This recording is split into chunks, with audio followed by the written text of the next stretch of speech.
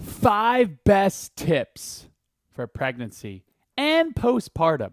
Number 1, my wife, we did a video on this, talks about getting up during your pregnancy.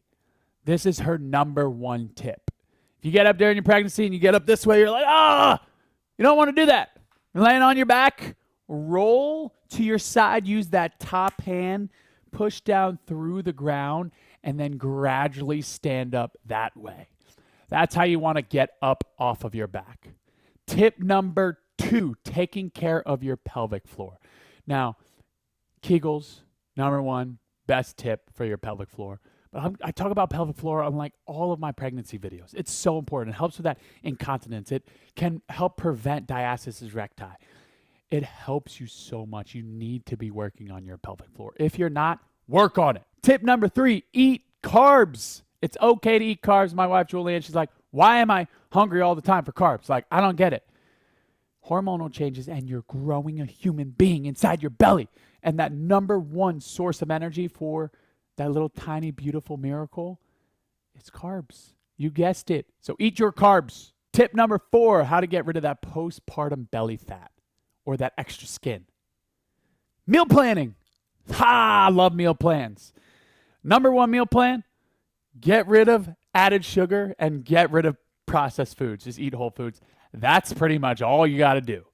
Those 2 tips. It's actually sounds super simple, but if you go in your pantry right now, look what's processed. Look what has added sugar. Everything has added sugar. Just get rid of that all. Get rid of all the processed food, and boom, you're good to go.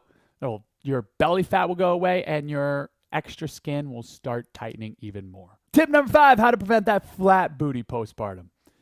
Why do you get that flat booty? Hormonal changes, pelvic floor. If you have a weak pelvic floor or you're not working on your pelvic floor, then you have that pelvic tilt maybe, or maybe your back's tightening up or your hammies or glutes tightening up and you have that pelvic tilt. You want to prevent it from working on those pelvic floor exercises, working out, making sure you're stretched correctly, and making sure you're working the right glute muscles. How do you get back to your pre-baby booty and get away from that flat booty? Weights. Hip thrusts, squats, deadlifts, heavy weights. Work on your booty. You can get back to it, I promise. It'll be cake. You guys got it. Work hard. Bonus tip. This is a serious one. Postpartum depression.